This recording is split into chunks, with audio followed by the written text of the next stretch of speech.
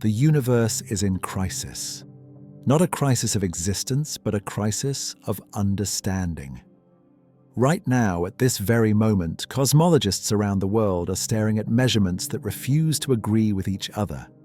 They are running simulations that cannot produce what we observe. They are finding structures that should not exist, and galaxies that should not be there. The numbers do not match. The theories do not work. And the scientists who built our cosmic story over the past century are the first to admit something fundamental is missing from our understanding of reality. This is not fringe speculation. This is mainstream cosmology in the year 2026. The European Space Agency's Planck satellite gave us one number for how fast the universe expands. Ground-based telescopes measuring supernovae give us a different number. Both teams are confident in their results. Both have checked and rechecked their work. The discrepancy sits at 5 sigma, which in scientific terms means the odds of this being a statistical fluke are roughly 1 in 3.5 million. Something is genuinely wrong with our model of the cosmos, and nobody knows what. The standard model of cosmology, the lambda cold dark matter model, has been remarkably successful for decades. It describes a universe that is 70% dark energy, 25% dark matter, and 5% ordinary matter. The model predicts the cosmic microwave background radiation we observe. It explains the large-scale structure of galaxies. It accounts for the abundance of light elements formed in the first minutes after the Big Bang. For years, cosmologists spoke of a golden age of precision cosmology, where we had measured the fundamental parameters of the universe to within a few percent accuracy. The textbooks were written. The story seemed complete. But here is where it gets uncomfortable. That story is unraveling. Not all at once, but thread by thread, as new observations reveal phenomena that should not be possible under our current understanding. The James Webb Space Telescope has found massive, mature galaxies, existing just a few 100 million years after the Big Bang, far too early for them to have formed according to standard models. Surveys of galaxy distributions have discovered structures so large they violate the cosmological principle, the foundational assumption that the universe is roughly the same everywhere. Measurements of local versus distant expansion rates disagree at a level that cannot be explained away. Dark energy, which makes up most of the universe, remains completely mysterious despite decades of study. Scientists are not hiding these problems. They are publishing papers about them, holding conferences to debate them, and openly acknowledging the limitations of current theories. This is how science works. The difference is that these are not minor adjustments to an otherwise solid framework. These are fundamental tensions that suggest we are missing something big about the nature of reality itself. The universe we thought we understood is revealing itself to be stranger, more complex and more mysterious than the elegant story we have been telling for the past generation. Think about that for a moment. 95% of the universe is made of dark matter and dark energy, substances we have never directly detected and do not understand. We infer their existence from gravitational effects, but we have no idea what they actually are. Dark matter does not interact with light or ordinary matter, except through gravity. Dark energy appears to be a property of space itself, pushing the universe apart at an accelerating rate for reasons we cannot explain. The 5% we do understand, the ordinary matter that makes up stars and planets and people, is a tiny fraction of cosmic reality. We are trying to understand the whole picture while being fundamentally ignorant of its dominant components. The Hubble tension sits at the heart of this crisis. Edwin Hubble discovered in 1929 that the universe is expanding. Distant galaxies are receding from us, and the farther away they are, the faster they move. The relationship between distance and recession velocity gives us the Hubble constant, a number that describes the current expansion rate of the universe.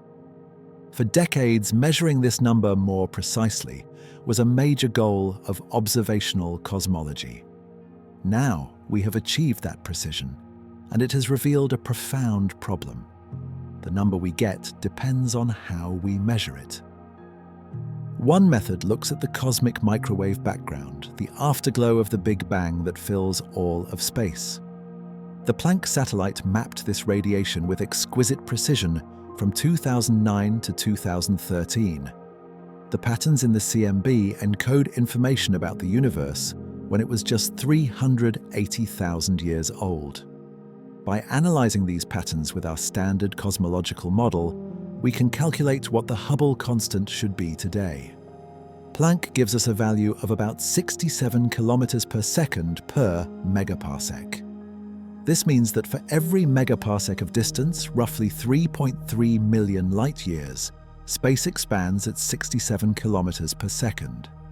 The other method measures distances to supernova and other standard candles, objects whose intrinsic brightness we know. By comparing how bright they appear to how bright they should be, we can calculate their distance.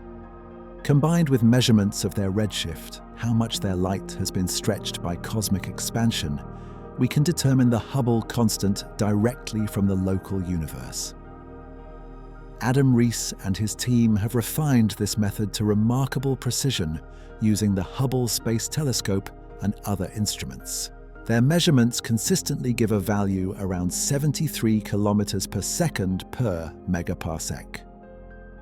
6 kilometers per second per megaparsec does not sound like much, but in the context of precision cosmology, this is a chasm. Both measurements are extremely precise, with error bars of just a few percent.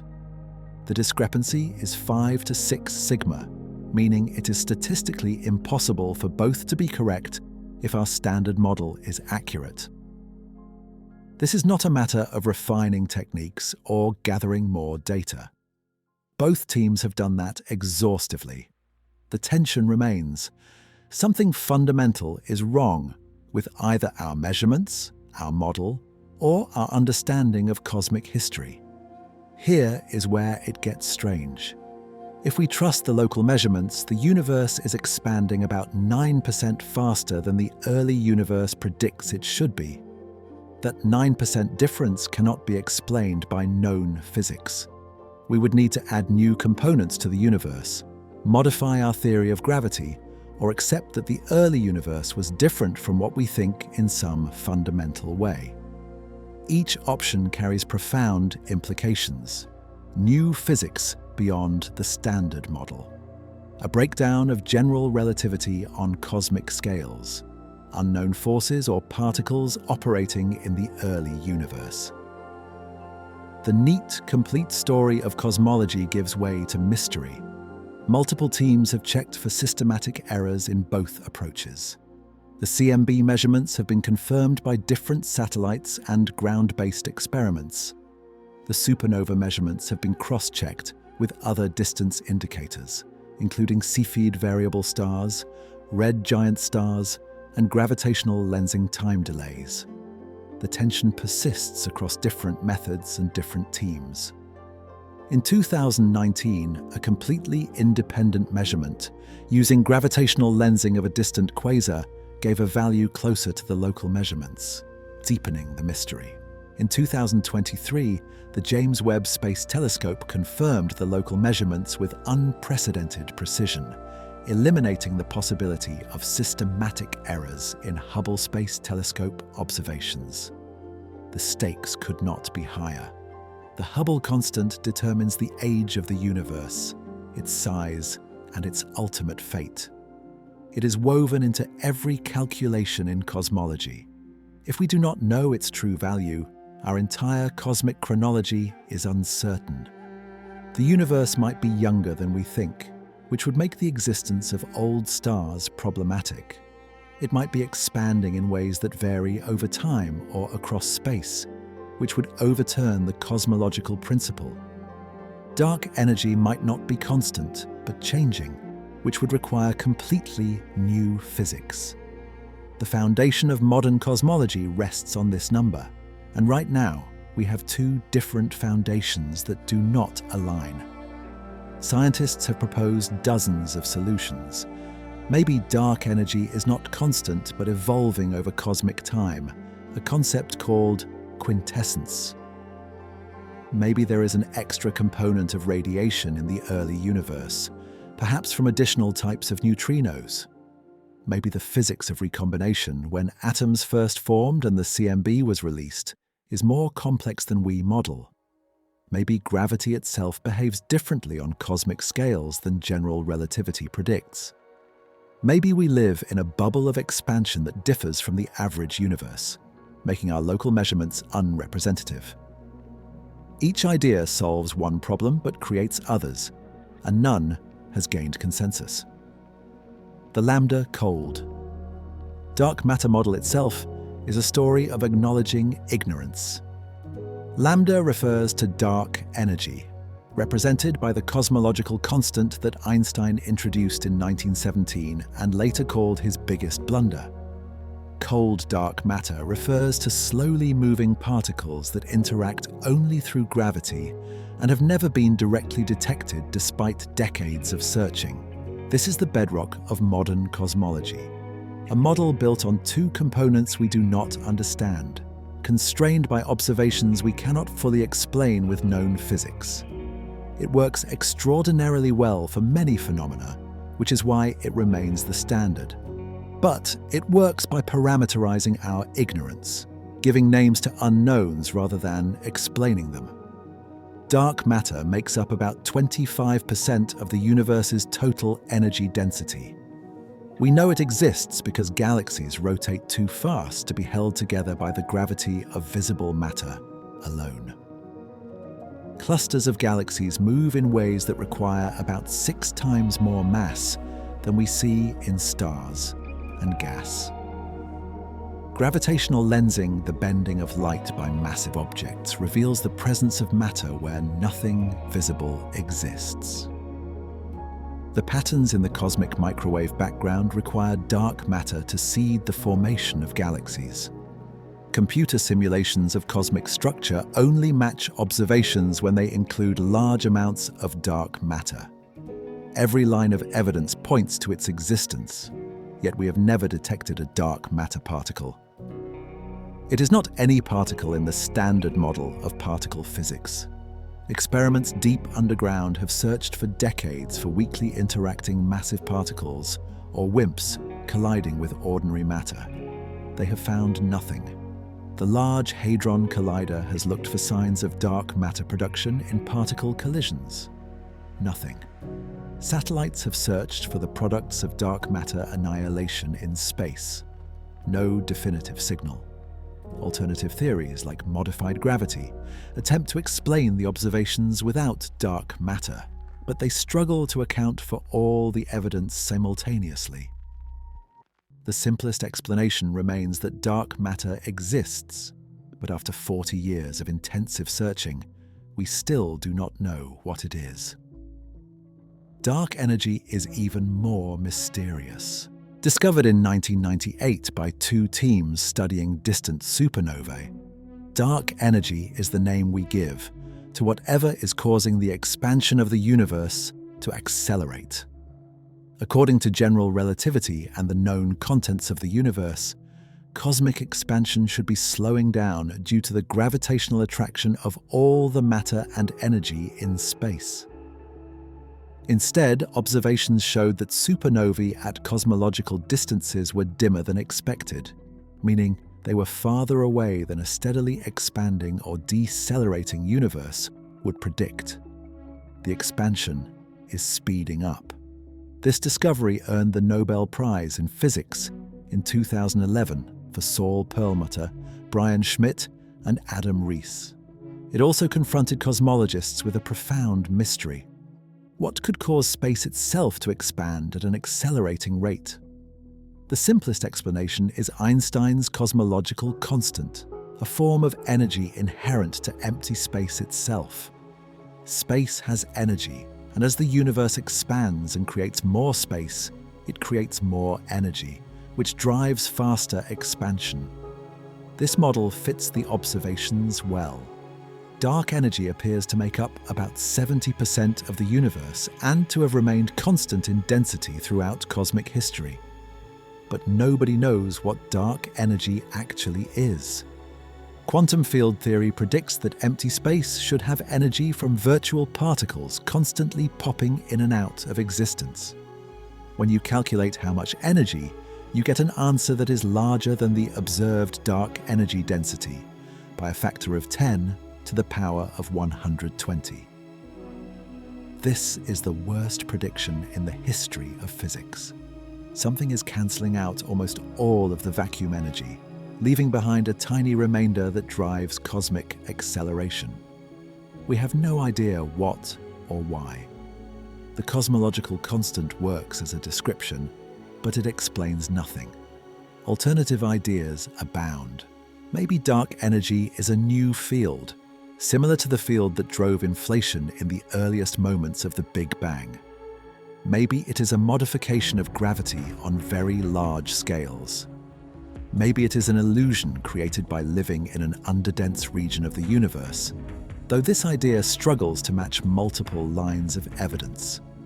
Maybe our universe is one of many in a multiverse, and the value of dark energy in our patch happens to be small enough to allow structure formation, a form of anthropic selection. Each proposal has problems. The truth is that we do not know why the universe is accelerating or what dark energy is. It is simply a placeholder for ignorance, a parameter we adjust to make the equations match observations. The cosmological principle states that the universe is homogeneous and isotropic on large scales, meaning it looks roughly the same everywhere and in all directions. This principle is foundational to cosmology. It allows us to extrapolate from observations of our cosmic neighborhood to the universe as a whole. It justifies using the same physical laws everywhere. It underlies the mathematical framework of the Friedmann equations that describe cosmic expansion. Without the cosmological principle, cosmology becomes vastly more complicated, and our ability to make universal statements about the cosmos is compromised. Recent observations are challenging this principle. In 2013, astronomers discovered the Hercules Corona Borealis Great Wall, a structure of galaxies spanning roughly 10 billion light-years. This is so large that light has not had time since the Big Bang to travel across it, which means different parts of the structure could not have influenced each other during its formation. Standard cosmology predicts an upper limit to structure size of about 1.2 billion light-years, based on the physics of the early universe. The Hercules Corona Borealis Great Wall exceeds this limit by a factor of 8. It should not exist. Other oversized structures have been found. The giant GRB ring, discovered in 2015, is a ring of 9 gamma-ray bursts spanning 5 billion light-years. The Big Ring, announced in 2024, is a circular arrangement of galaxies 9.2 billion light-years in diameter. The giant arc, also found in 2024, spans 3.3 billion light-years. Each of these structures is far larger than theory allows. Computer simulations of structure formation in a lambda-cold dark matter universe very rarely produce anything this big. The probability of finding multiple such structures in our observable universe is extraordinarily low. These findings raise uncomfortable questions. Are we wrong about the physics of structure formation? Are the early universe conditions we infer from the CMB incorrect? Is gravity different on the larger scales? Or are we simply unlucky, living in a weird patch of the universe where statistical flukes have produced anomalous structures? The cosmological principle says such structures should be rare but possible, given a large enough universe. But how rare is too rare before we question the principle itself? At what point do unlikely observations become evidence against the model? The cosmic microwave background itself contains anomalies. The CMB is remarkably uniform, with temperature variations of only 1 part in 100,000 across the sky. These tiny variations were imprinted when the universe was 380,000 years old, and they reveal the seeds of all cosmic structure. The Planck satellite measured them in extraordinary detail, and the data matches lambda cold dark matter predictions beautifully. Except for several puzzling features that refuse to fit. The largest feature is the cold spot, a region about 0.07 degrees across, roughly 14 times the diameter of the full moon, that is about 70 millionths of a degree colder than average. This is statistically unlikely, but not impossible. More troubling is the hemispherical asymmetry. One half of the sky shows slightly stronger temperature fluctuations than the other. The odds of this occurring by chance in a perfectly isotropic universe are less than 1%. Then there is the alignment problem. The quadrupole and octupole moments of the CMB, which describe its larger scale features, are aligned with each other and with the ecliptic plane of our solar system. This seems absurd. The CMB was created 380,000 years after the Big Bang, long before our solar system existed. How could structures imprinted in the early universe know about the orientation of our local planetary system? Some scientists argue these are statistical flukes, the cosmic equivalent of seeing faces in clouds. When you look at enough data, unlikely patterns will emerge by chance. The hemispherical asymmetry might simply reflect the universe being a unique realization of quantum fluctuations from inflation, not a perfect average. The alignment might be a coincidence, but others see these anomalies as hints of new physics.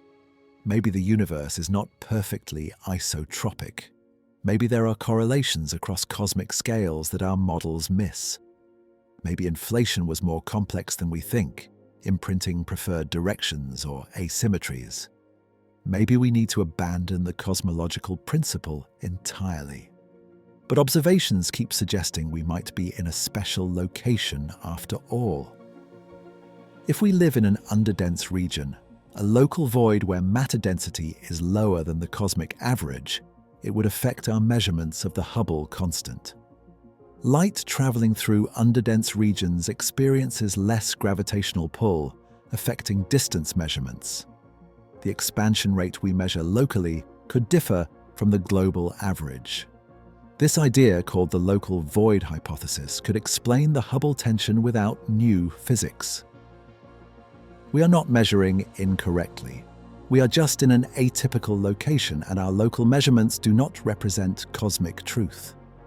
The KBC void, named after astronomers Ryan Keenan, Amy Barger, and Lennox Cowie, is a region of lower galaxy density extending about 1 billion light-years around us. Studies suggest we are not at its center, but within it, in a region where the matter density is about 20 to 30% below average. This is not a completely empty void. It is a subtle underdensity detectable only through careful statistical analysis of galaxy distributions.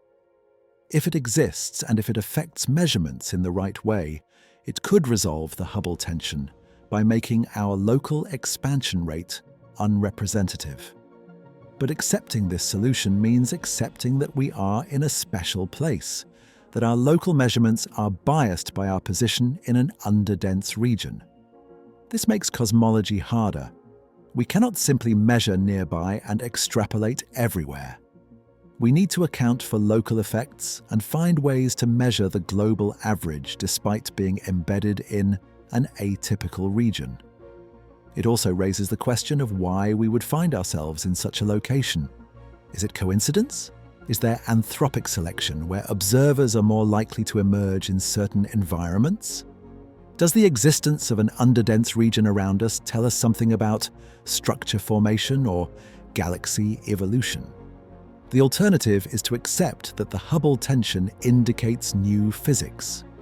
Maybe there is an additional component of energy in the universe, sometimes called early dark energy, that affected expansion in the first few 100,000 years. This would change the sound horizon.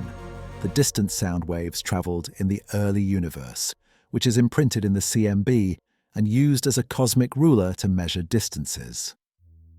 Changing the sound horizon would reconcile the early and late measurements of the Hubble constant without requiring us to be in a special place. But early dark energy must have very specific properties to work, appearing at just the right time with just the right density, and then disappearing. It feels contrived. Another idea is that dark energy is not constant, but evolving. If dark energy density was slightly different in the past, it would affect the expansion history of the universe in ways that could resolve the tension. Observations of supernovae at different distances, which correspond to different cosmic times, can test this. So far, the data are consistent with constant dark energy, but the error bars are still large enough to allow some variation. Future surveys will tighten these constraints. If dark energy is evolving, it would revolutionize cosmology, suggesting that dark energy is a dynamic field rather than a property of space. It would also open the door to predictions about the future evolution of the universe. Modified gravity theories offer another approach. What if general relativity is not quite right on cosmological scales? Einstein's theory has passed every test in the solar system and in strong field environments like neutron stars and black holes. But on scales of billions of light years, we have only indirect tests through cosmological observations. Maybe gravity weakens or strengthens at these scales in subtle ways. Modified Newtonian dynamics, or MOND, attempts to explain galaxy rotation curves without dark matter by changing how gravity works at low accelerations. It has had some successes but struggles with galaxy clusters and the cosmic microwave background. Other theories, like F of R gravity, modify Einstein's equations in ways that could affect cosmic expansion and structure formation. None has yet provided a compelling alternative to lambda cold dark matter. The James Webb Space Telescope has added new puzzles. Launched on December 25, 2021, and beginning science operations in July 2022, JWST can observe the universe in infrared wavelengths with unprecedented sensitivity. It is designed to see the first galaxies that formed after the Big Bang, probe the atmospheres of exoplanets, and study star formation in detail. Its discoveries have been breathtaking and, in some cases, problematic for cosmology. JWST has found numerous massive, mature galaxies at redshifts beyond 10, corresponding to times less than 500 million years after the Big Bang. Some of these galaxies contain billions of solar masses of stars and show evidence of chemical enrichment, meaning previous generations of stars have already lived and died. According to standard models, the first stars should have formed around 200 million years after the Big Bang, and the first small galaxies around 400 million years. Large galaxies with old stellar populations should not appear until much later, after 1 billion years or more of hierarchical assembly. The existence of these early massive galaxies challenges our understanding of structure formation.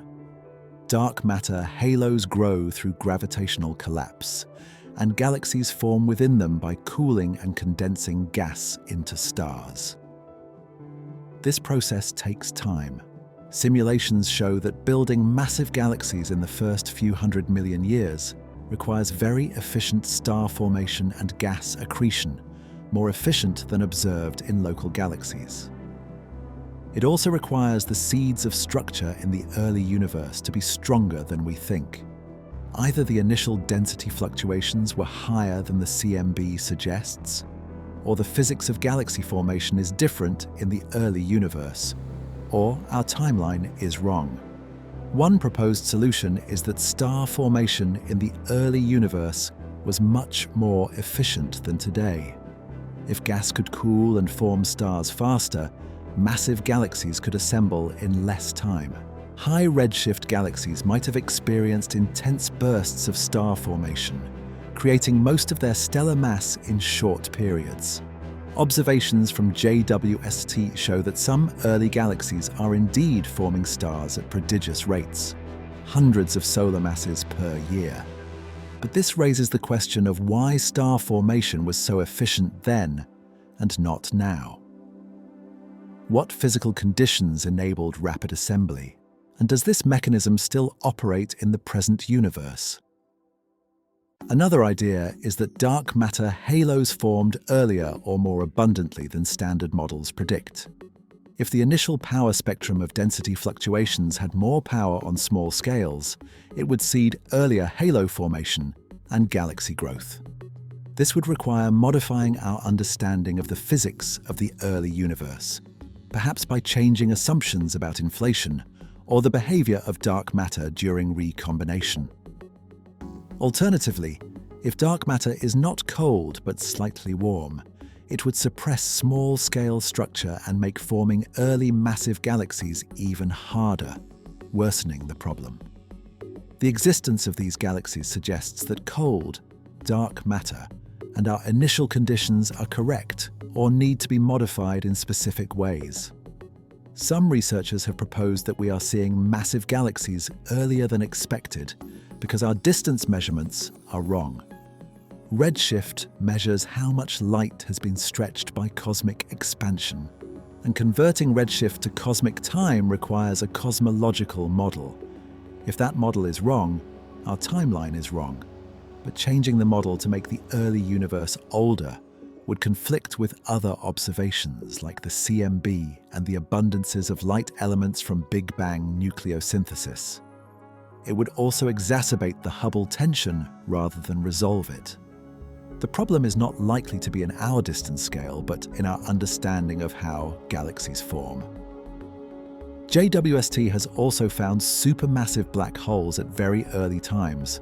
Black holes with millions to billions of solar masses have been detected in galaxies less than 700 million years after the Big Bang. These black holes likely formed from earlier generations of stars or from direct collapse of massive gas clouds. But growing a black hole from stellar remnants to a billion solar masses in a few 100 million years is challenging. Accretion onto black holes is limited by radiation pressure. As matter falls in and heats up, it emits radiation that pushes against infalling material. There is a maximum rate at which a black hole can grow, called the Eddington limit. Even growing continuously at this limit, a stellar mass black hole seed would struggle to reach a billion solar masses in the available time. This suggests that either the initial black hole seeds were much more massive than stellar remnants, or they were growing faster than the Eddington limit through super Eddington accretion, or both. Direct collapse black holes, forming from massive gas clouds without going through a stellar phase, could start at thousands or even millions of solar masses, giving them a head start. But the conditions required for direct collapse are very specific and rare. Alternatively, black holes in the early universe might have experienced periods of rapid, super Eddington growth, perhaps in dense, gas-rich environments unlike anything we see today. Each scenario requires special conditions, making the existence of early supermassive black holes a puzzle.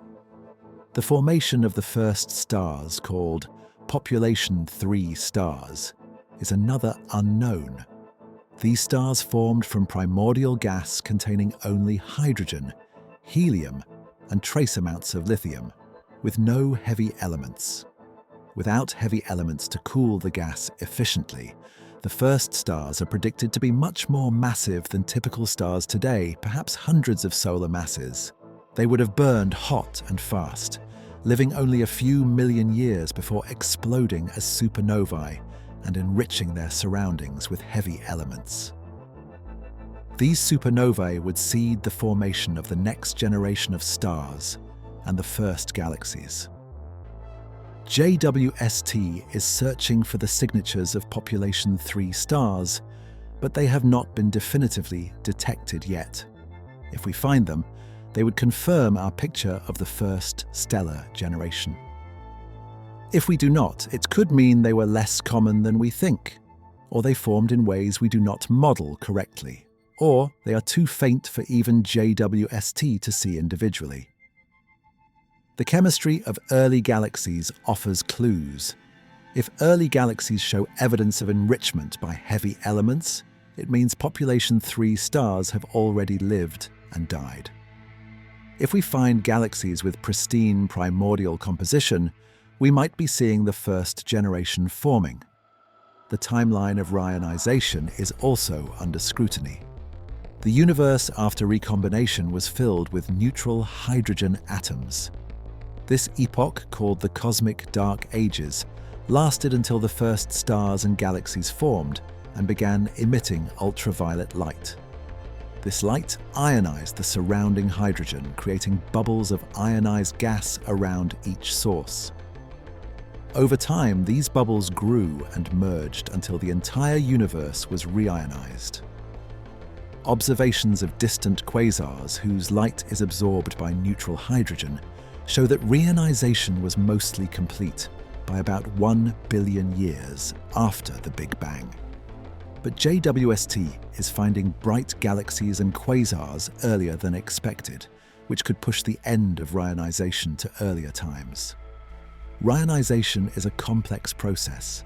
It depends on how many stars are forming, how much ultraviolet light they emit, how efficiently that light escapes galaxies into intergalactic space, and how the ionized and neutral regions interact. JWST observations of early galaxies can measure their star formation rates and ultraviolet output, constraining the sources of reionization. If early galaxies were more numerous or more efficient at producing ionizing photons, they could complete reionization faster. If not, we might need additional sources like accreting black holes or exotic physics, like decaying dark matter, to provide the necessary photons. The observations are not wrong. Multiple independent teams using different methods and instruments are finding the same things. The galaxies are really there. The black holes are really there. The structures are really there. The tensions in the data are real. This is not about measurement error or poor calibration. This is about the universe not behaving the way our best models say it should. And scientists, far from hiding this, are actively publishing about it, debating it, and searching for solutions. Cosmology is unique among the sciences in that we have only one universe to study. We cannot run controlled experiments or make multiple copies with different initial conditions. We observe what is here and try to infer the underlying physics. This makes cosmology vulnerable to biases and blind spots. We might be seeing an unrepresentative sample of cosmic history. We might be missing phenomena that only occur on scales larger than our observable universe, or at times we cannot access. We might be fundamentally limited by our position in space and time. The observable universe has a radius of about 46 billion light-years, set by the distance light, has traveled since the Big Bang adjusted for cosmic expansion. Beyond this horizon lies more universe that we cannot see because light from those regions has not had time to reach us. Our observable universe might be a tiny, unrepresentative patch of a much larger cosmos. If the full universe is vastly bigger, perhaps infinite, then unlikely structures and configurations are not just possible, but inevitable somewhere. We might live in an unusual region by pure chance simply because observers have to live somewhere, and some places are statistically unlikely. Inflation, the theory that the universe underwent a brief period of exponential expansion in its first fraction of a second, provides a mechanism for creating a vast universe.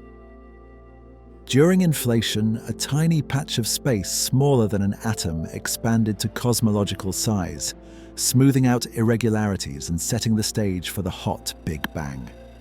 Quantum fluctuations during inflation were stretched to cosmic scales, seeding the density variations that grew into galaxies.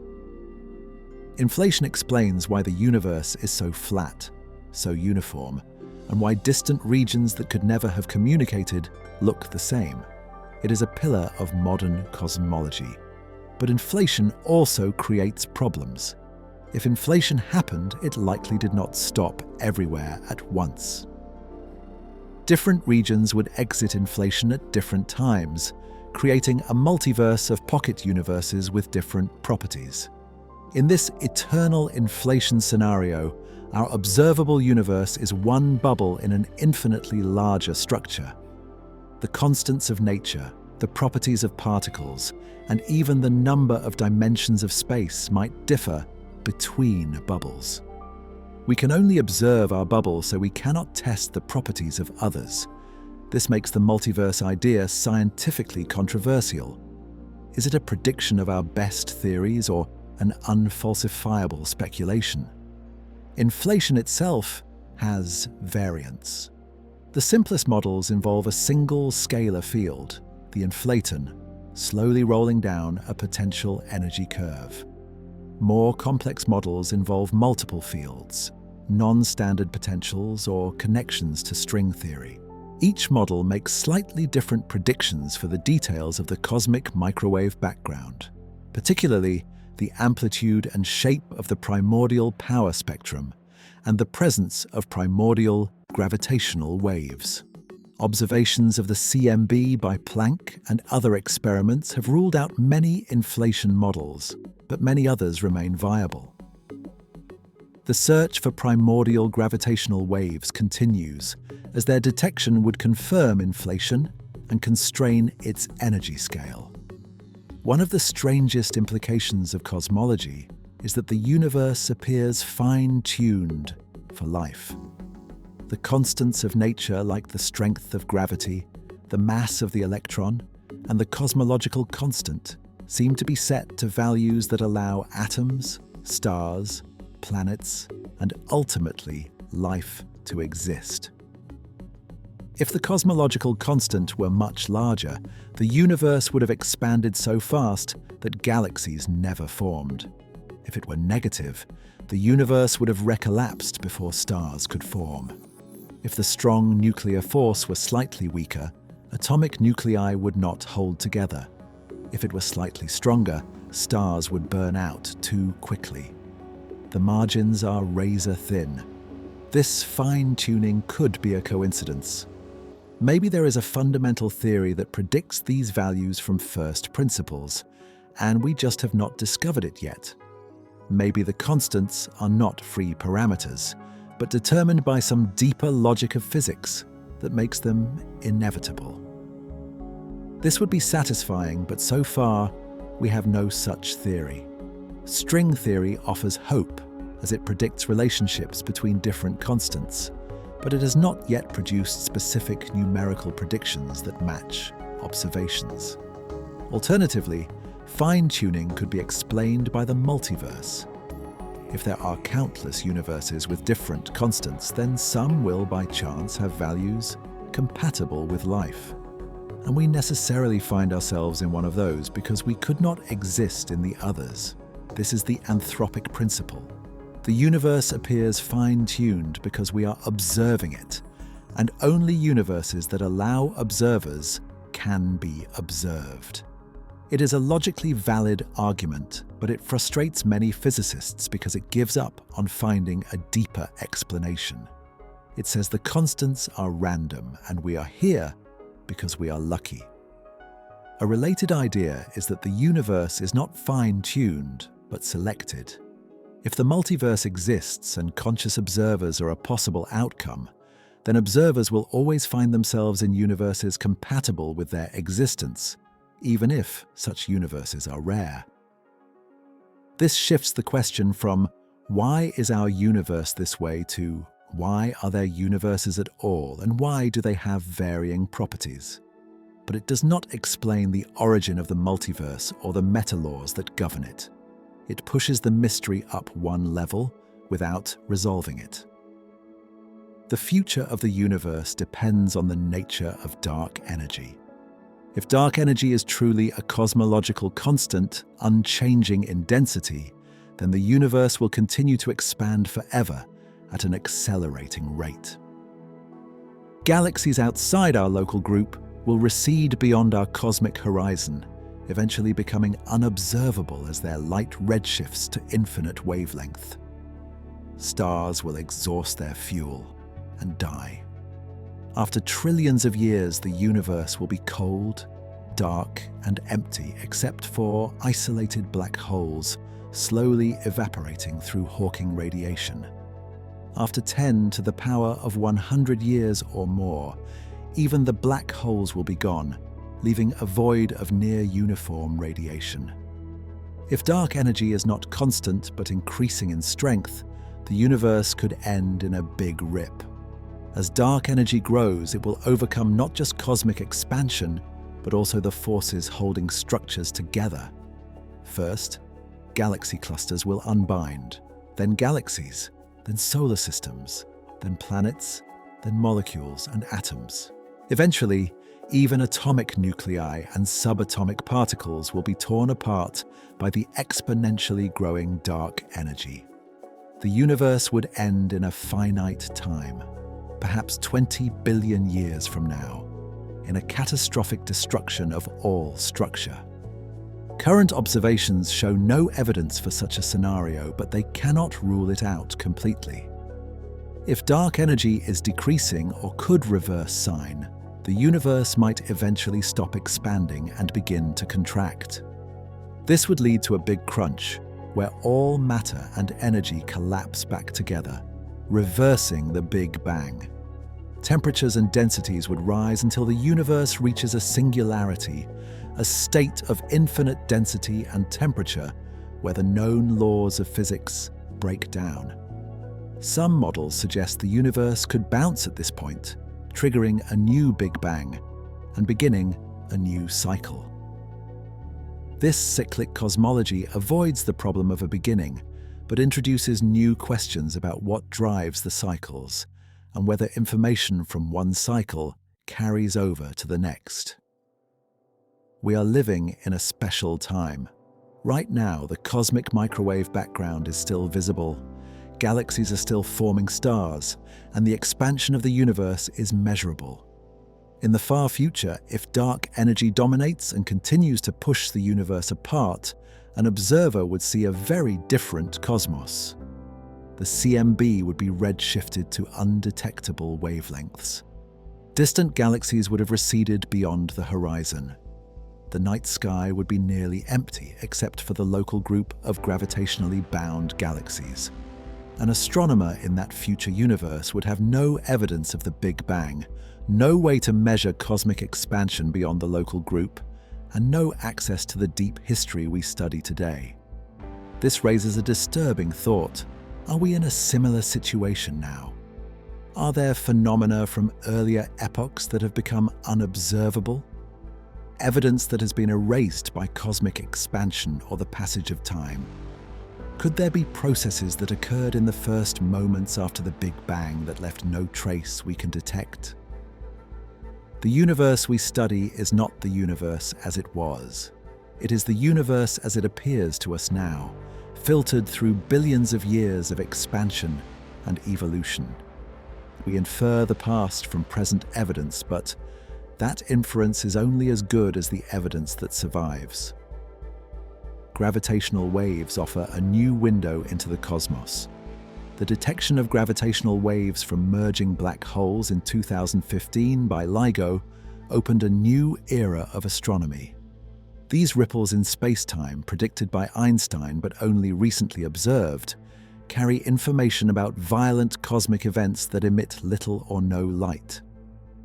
Merging black holes, colliding neutron stars, and potentially signals from the early universe itself can be studied through gravitational waves.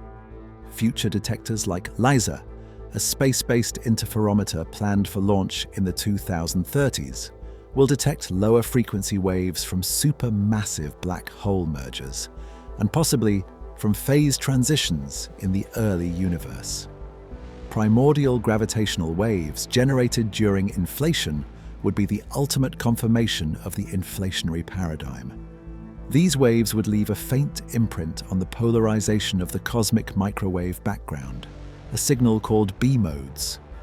Ground-based experiments like BICEP and Keck Array and proposed space missions like Lightbird are searching for this signal. In 2014, the BICEP-2 team announced a detection, but it turned out to be contaminated by foreground emission from dust in our galaxy. The search continues, and a confirmed detection would revolutionize our understanding of the earliest moments of cosmic history. Neutrinos, ghostly particles that barely interact with matter, offer another probe of the universe. Neutrinos were produced in enormous numbers in the Big Bang, and a cosmic neutrino background analogous to the CMB should fill all of space. This relic neutrino background has never been directly detected because neutrinos interact so weakly, but its effects are seen in the structure of the universe.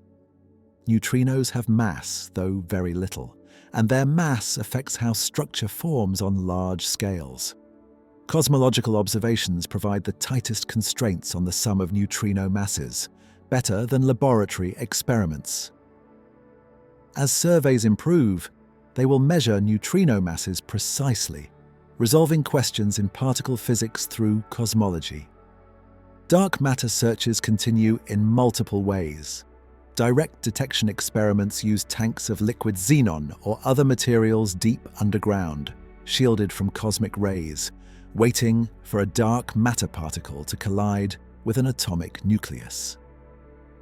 After decades of searching, no confirmed signal has been found, but the experiments continue to improve in sensitivity.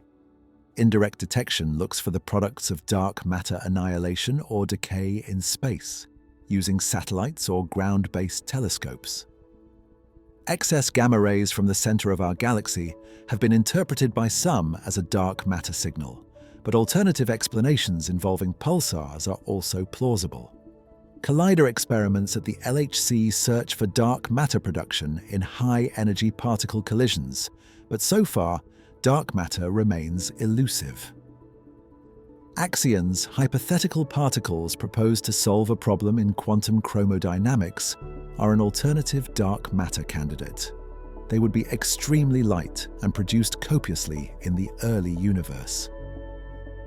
Experiments like ADMX use strong magnetic fields to convert axions into photons, which can then be detected. After years of searching in specific mass ranges, no axions have been found, but vast parameter space remains unexplored. If axions exist, they could make up some or all of the dark matter, and finding them would solve two problems at once: the mystery of dark matter and the strong CP problem in particle physics. The nature of time itself is questioned in cosmology. We perceive time as flowing from past to future, but the laws of physics are mostly time-symmetric. The arrow of time, the distinction between past and future, seems to emerge from the second law of thermodynamics. Entropy always increases. The universe started in a low entropy state at the Big Bang and has been increasing in entropy ever since. Stars burn fuel, converting ordered energy into disordered heat and radiation. Structures form and then decay. Eventually, everything trends toward equilibrium. But why did the universe start with low entropy? This is one of the deepest questions in cosmology. The Big Bang seems to be a special initial condition, an extremely ordered state from which all subsequent complexity emerges. Some models suggest that the pre-Big Bang universe, if such a thing exists, was already in a high entropy state, and the Big Bang represents a fluctuation or transition to a lower entropy phase.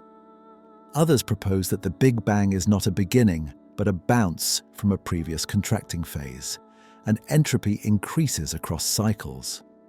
Still others accept the low entropy initial condition as a brute fact, unexplained by current physics. Quantum mechanics and gravity do not fit together comfortably. Quantum mechanics governs the behavior of particles and fields at small scales. General relativity governs the behavior of space-time and gravity at large scales. Both theories are extraordinarily successful in their domains, but they clash when applied to situations involving both quantum effects and strong gravity, like black holes and the Big Bang. Physicists have been searching for a theory of quantum gravity for decades. String theory is the leading candidate. It proposes that the fundamental constituents of reality are not point particles, but tiny vibrating strings. Different vibrational modes correspond to different particles. Electrons, quarks, photons, and even gravitons, the hypothetical particles that mediate gravity. String theory requires extra dimensions of space beyond the 3 we observe, typically 6 or 7 additional dimensions curled up to microscopic sizes. It predicts a rich landscape of possible universes with different physical laws, possibly corresponding to the multiverse predicted by eternal inflation.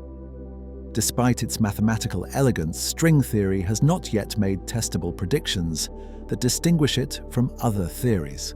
The energies required to directly probe string-scale physics are far beyond any conceivable particle accelerator.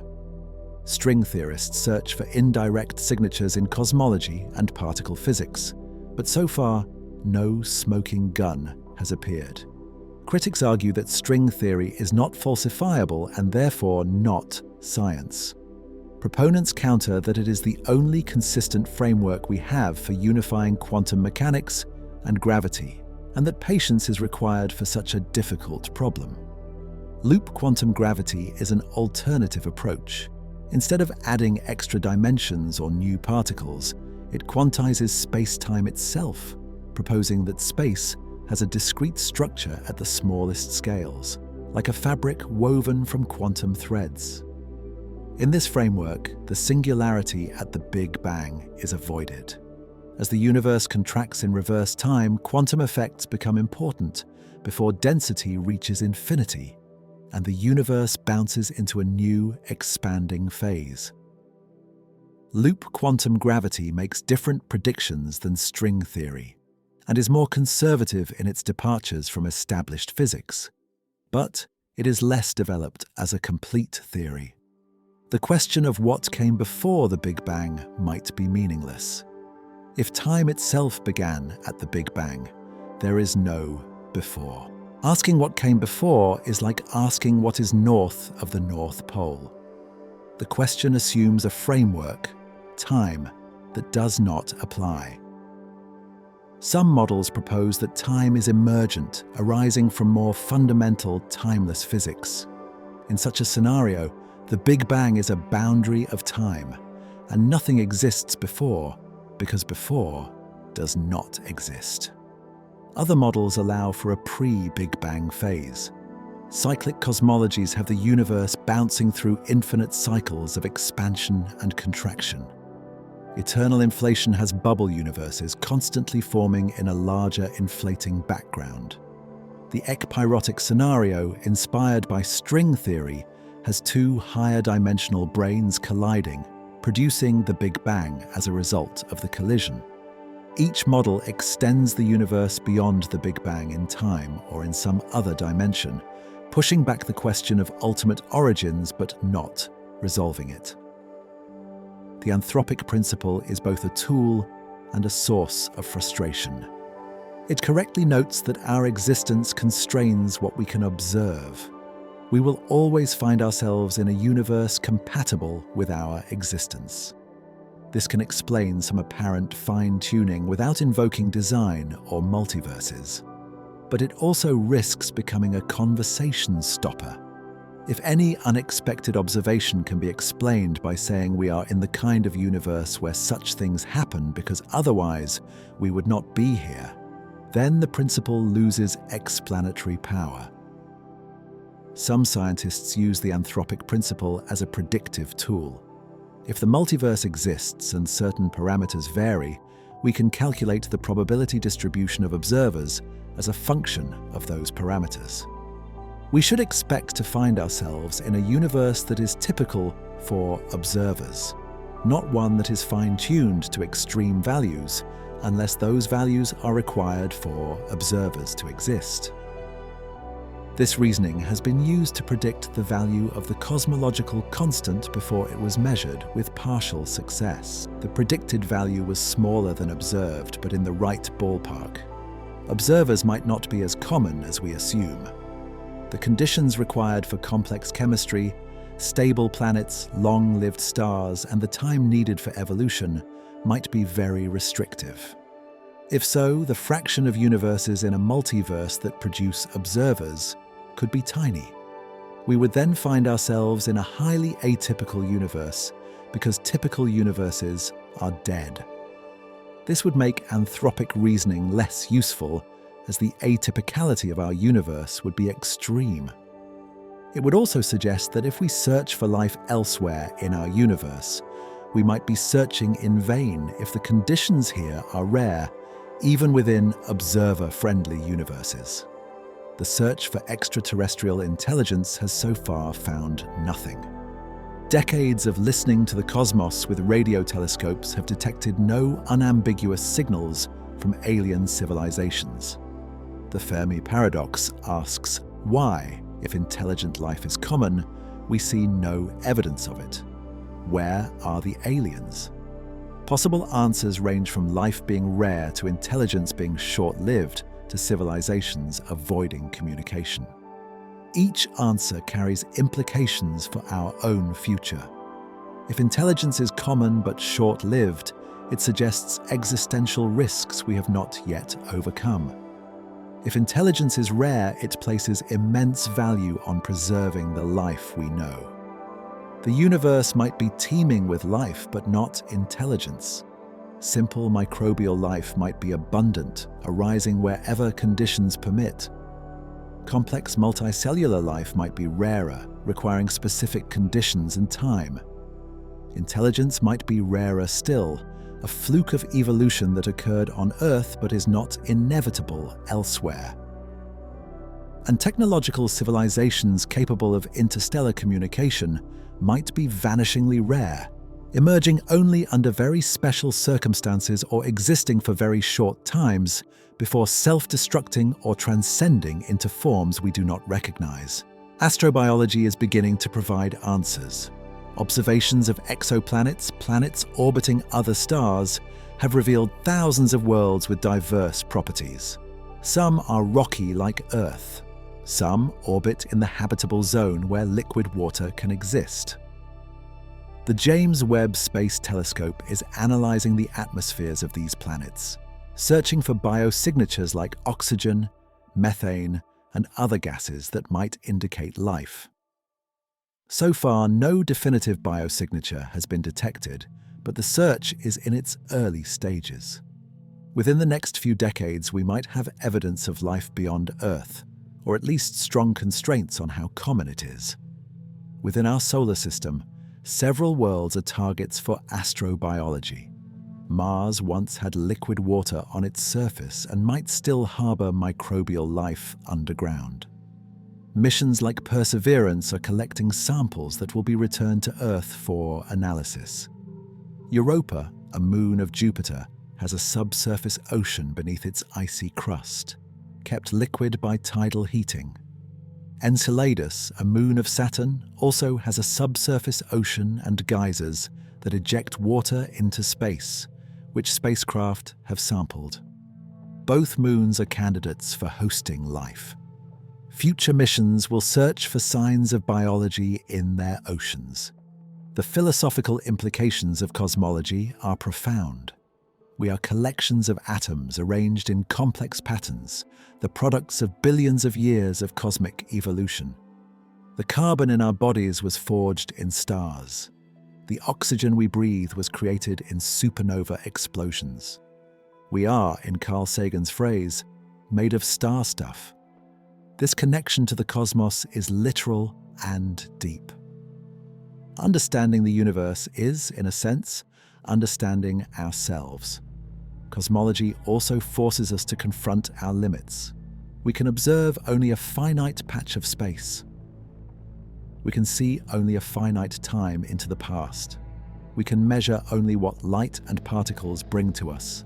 There might be entire realms of existence beyond our access, universes in other dimensions, regions of space-time cut off by cosmic horizons, phenomena that leave no observable trace. Our knowledge is bounded by what the universe allows us to know. Yet within those bounds we have learned an astonishing amount. A century ago, we did not know that galaxies existed beyond our own. We did not know the universe was expanding. We did not know about the Big Bang or dark matter or dark energy. The cosmic microwave background was an unexpected discovery. Exoplanets were speculation. Gravitational waves were undetected. In a single human lifetime, cosmology has transformed from philosophical speculation to precision science, with observations and measurements constraining the age, composition, and fate of the universe. The scientists at the forefront of this work are the first to acknowledge what they do not know. The Hubble tension has no accepted solution. Dark matter has not been detected. Dark energy is not understood.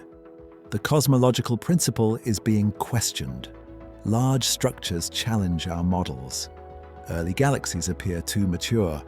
The universe does not match the story we have been telling. This is not a failure of science. This is science working as it should, confronting new data, questioning assumptions, and seeking deeper truths. Future observations will resolve some mysteries and likely reveal new ones. The Vera Rubin Observatory, beginning operations in 2025, will survey the entire southern sky every few nights, creating a time-lapse movie of the universe. It will discover millions of transient events, map the distribution of dark matter through gravitational lensing, and measure the properties of dark energy with unprecedented precision. The European Space Agency's Euclid mission, launched in 2023, is mapping the three-dimensional distribution of galaxies to study dark energy and dark matter.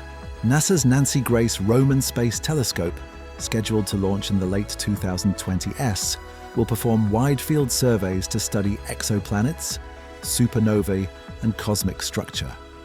The Square Kilometre Array, a radio telescope under construction in Australia and South Africa, will be the most sensitive radio instrument ever built. It will study the epoch of rionization by detecting the 21-centimetre line of neutral hydrogen from the early universe. It will observe pulsars with exquisite timing precision to detect gravitational waves through pulsar timing arrays. It will map the distribution of hydrogen gas across cosmic time, tracing the fuel for star formation and the growth of structure. Observations from SKA will complement optical and infrared surveys, providing a multi-wavelength view of the cosmos. Ground-based gravitational wave detectors are being upgraded. LIGO and Virgo, joined by KGRA in Japan, are increasing their sensitivity to detect more mergers and probe deeper into the universe.